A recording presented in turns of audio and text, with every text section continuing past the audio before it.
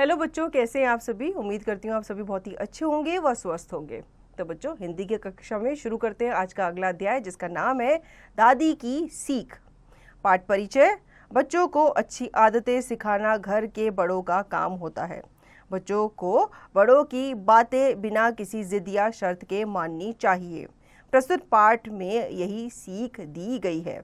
तो हमें अपने बड़ों की बात माननी चाहिए, उनसे हमें बहस नहीं करनी चाहिए, उनसे हमें जिद भी नहीं करनी चाहिए। तो इस पाठ के माध्यम से हम जानेंगे कि वो हमें क्या सीख देना चाहते हैं। अमन बहुत ही शरारती और जिद्दी लड़का था। एक दिन तेज बारिश हो रही थी। वह बारिश में भीगने की जिद करने लगा। साक्षी उसकी बड़ी बहन थी। उसने उसे समझाया, अमन, यदि बारिश में भीगोगे तो बीमार पड़ जाओगे। बड़ों का कहना मानो। अब इससे हमें क्या पता चलता है, अमन जो है वो बहुत शरारती है। वो अपने बड़ों की बात बिल्कुल भी नहीं मानता, बिल्कुल भी नहीं सुनता। अमन बोला, मैं तुम सबका कहना तब मानूंगा जब तुम मुझे चॉकलेट दोगे। अब उसने उनके सामने शर्त रख दी कि मैं तभी तुम्हारा कहना मानूंगा जब तुम मुझे एक चॉकलेट लाके दोगे। अमन की बात सुनकर साक्षी को बहुत बुरा लगा। साक्षी ने यह बात अपनी दादी को भी बताई। कुछ दिनों बाद अमन ने दादी से भी इसी प्रकार कहा। अब वह इसी तरह हर बात को मानने के लिए कुछ न कुछ अपनी मांग रखता।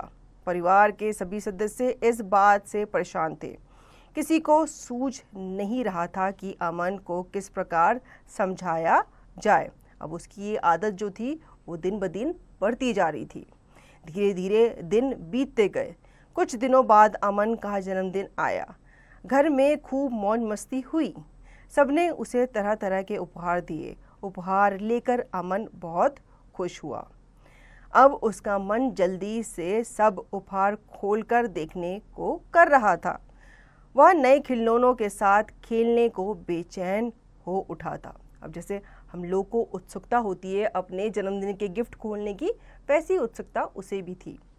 तभी दादी ने कहा, अमन रुको, जब तुम एक एक उपहार खोलकर उससे मिलने ली सीख पर 4 पंक्तियां बोलोगे तभी उपहार खोले जाएंगे।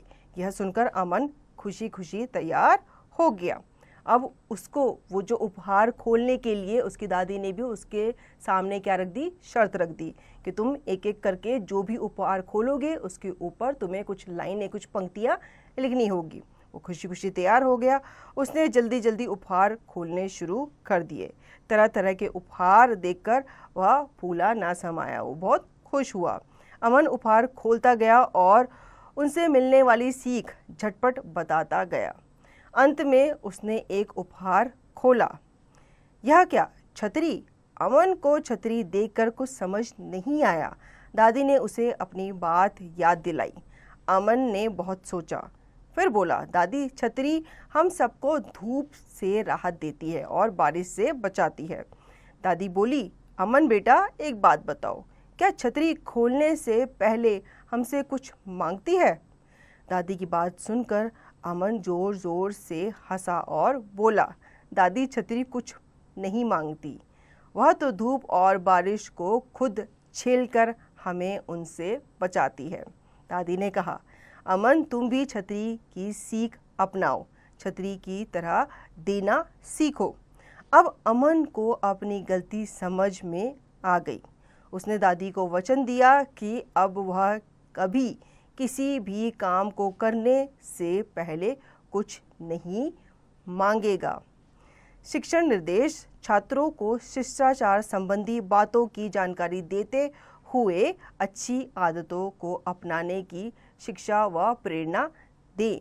तो बच्चों, हमें इस कहानी से ये सीख मिलती है कि हमें अपने बड़ों की बात माननी चाहिए, उनसे कभी भी जिद नहीं करनी चाहिए। जैसे अमन ने जिद की, लेकिन उसकी दादी ने उसे एक सीख सिखाई कि जिस तरह छतरी जो होती है अपना काम करने से पहले हमसे कुछ नहीं मांगती, उसी तरीके से आप भी हमसे कुछ नहीं मांगोगे और अपना काम जो है अच्छे तरीके से करोगे। यही शिष्टाचार के गुण होते हैं और यही गुण हमें अपने अंदर लाने चाहिए। शब्दकोश: शरारती, शैतान, नॉटी, जिद्दी, हठी, स्टबन, उपहार, तोहफा, गिफ्ट, झटपट, तुरंत, इमीडिएटली, वचन, वादा, प्रॉमिस। अब इसका अभ्यास कार्य देख लेते हैं बच्चों। बातचीत कीजिए। छाता किस काम आता है? छाता हमें धूप से भी बचाता है और बारिश से भी बचाता है। आप अपना जन्मदिन कैसे मनाते हैं? ये आपको बताना है, आप अपना जन्मदिन कैसे मनाते हैं। क्या जिद करना बुरी बात है? यदि हाँ तो क्यों? आपको बताना है कि जिद करना बुरी बात कैसे है।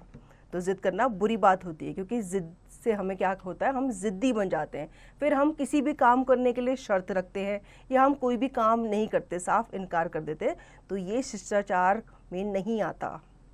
आप अपने मित्र को जन्मदिवस पर क्या उपहार देना चाहोगे? तो आपके जो मित्र हैं उनका जब बर्थडे आता है, उनका जब जन्मदिन आता है, तो आप उन्हें क्या गिफ्ट, क्या उपहार देते हो या क्या देना चाहोगे, ये आपको बताना है। पाठ के बारे में सही उत्तर वाले गोले को रंगिए। क, अमन कैसा लड़का था? ए, शरारती, बी, जिद्दी, सी, दोनों, डी, इनमें से कोई नहीं। तो अमन जो था वो कैसा लड़का था? बिल्कुल सही, वो शरारती लड़का था। इसी तरीके से आप यहाँ पे जो गोले दिए गए ए, बी, सी, डी के, तो जैसे आपका सही उत्तर है ए, तो आप यहाँ पे ए का जो गोला है उसे रंगेंगे। ख, अमन की बड़ी बहन का नाम क्या था? तो अमन की बड़ी बहन का नाम साक्षी था, तो आप बी पे टिक करेंगे। ग, जन्मदिन किसका था? अब हमने पाठ में पढ़ा है जन्मदिन किसका था, वो था अमन का। दूसरा, रिक्त स्थानों की पूर्ति कीजिए। क, परिवार के सभी सदस्य इस बात से परेशान थे, तो यहाँ पे सदस्य आएगा। ख, डैश में खूब मौज मस्ती हुई। जब जन्मदिन था तो घर में खूब मौज मस्ती हुई, आप यहाँ पे घर लिखेंगे।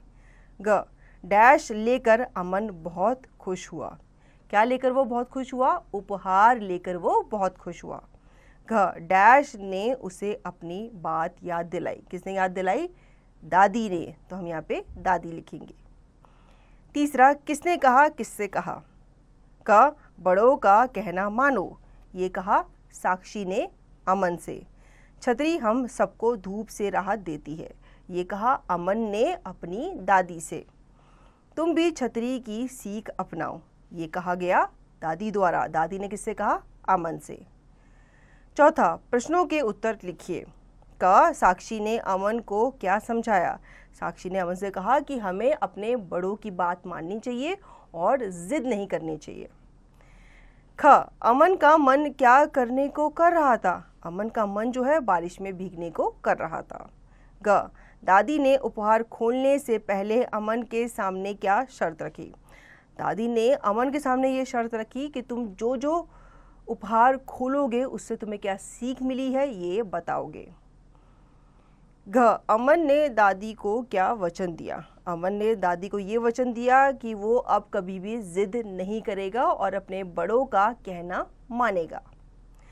पाठ से आगे की बात, आपका जन्मदिन कब आता है? ये आपको बताना है, आपका जन्मदिन कब आता है। हमें बड़ों की बात क्यों माननी चाहिए? बड़ों की बात हमें क्यों माननी चाहिए बताए बच्चों? बड़े जो हैं वो हमारे भले के लिए कहते हैं, इसलिए हमें उनकी बात माननी चाहिए। उन्हें पता होता है कि क्या चीज़ हमारे लिए सही है और क्या चीज़ नहीं।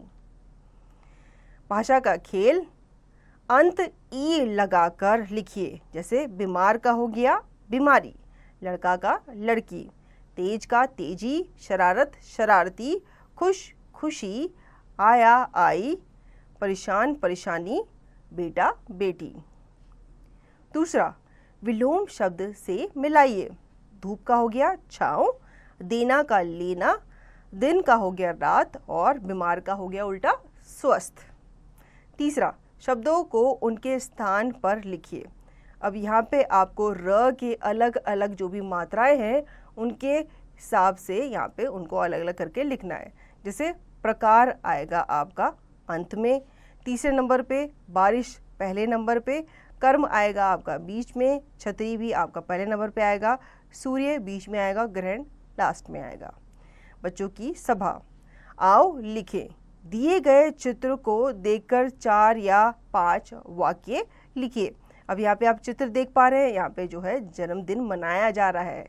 किसका जन्मदिन मनाया जा रहा है, वहाँ पे आपको कौन कौन दिख रहे हैं, कैसी सजावट हुई है, क्या क्या चीज़ आप देख पा रहे हैं, इसके ऊपर आपको 5 वाक्य लिखने हैं।